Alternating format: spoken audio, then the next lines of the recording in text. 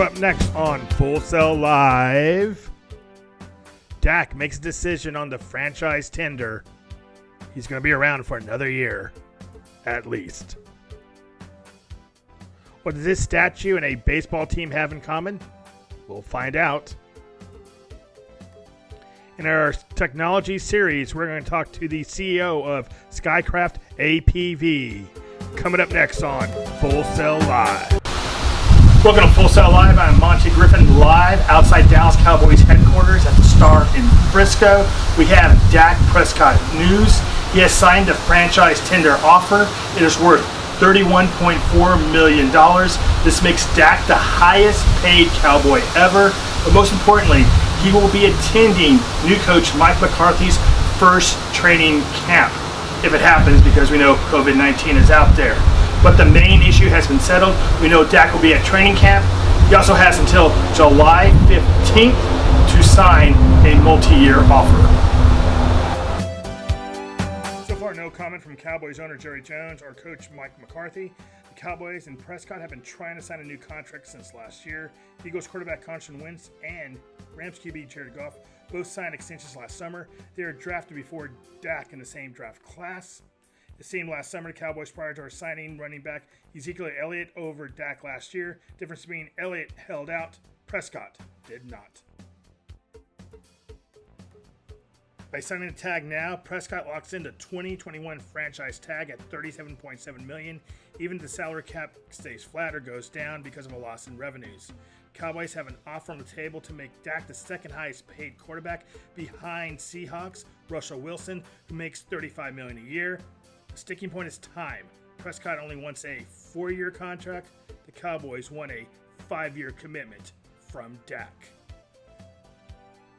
The team and Prescott have not had any discussions since March, but Cowboys Vice President Stephen Jones feels a deal can be done quickly if both sides are motivated. Cowboys are known to keep players they value. They have not had a contentious holdout since Emmitt Smith in 1993. Jerry Jones will keep players he likes. Key part is that Dak Prescott will be at training camp if there is a training camp. Coming up next, we'll find out what this statue has to do with a Major League Baseball team. Welcome back to Full Sail Live. Apparently, some people want baseball's Texas Rangers to change their name. So I decided to talk to Dallas Morning News contributor Rick Kretschmeyer to find out what's going on. So what's going on with this Texas Ranger controversy I'm hearing about?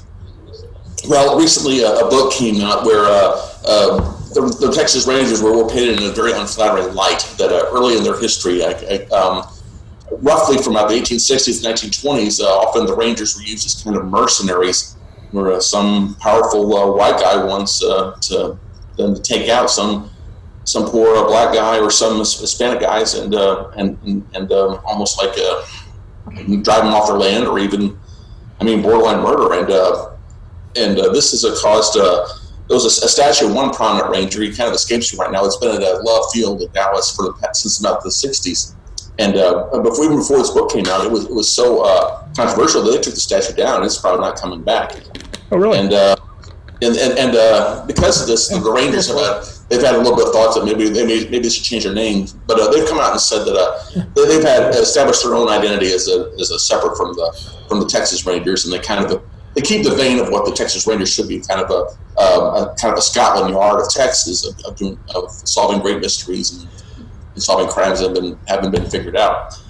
And but they say they've been going off with their own identity, and the identity they've established as a baseball team for the past 48 years. Oh, definitely. Also, I think if the Rangers are going to change their name, I think there's about 5 or 6 or 7 teams before that who should change their names.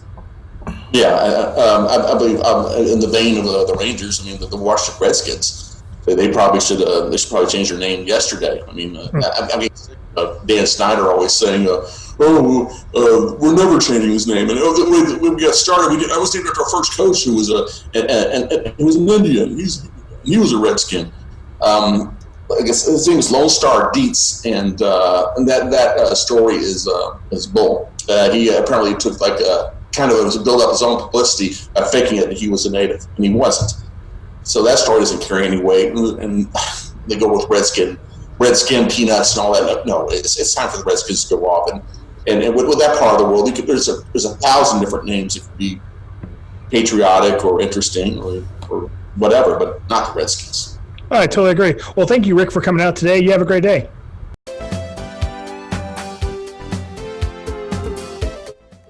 We're talking drones next. Welcome back to Full Sail Live. I have Chris Jenseth here. He is the CEO of Skycraft APV. How are you, Chris? I'm doing pretty good. Thank you for having me. Exactly what is Skycraft APV? We're a drone service provider, and we've been around for about 10 years now. And we do everything from video production to photos, video, thermal imaging, mapping, you name it. If it's a service done by drone, we've done it. Oh, nice. Do you work with sporting events sometimes? Occasionally we do. And what type of sporting events do you all work with?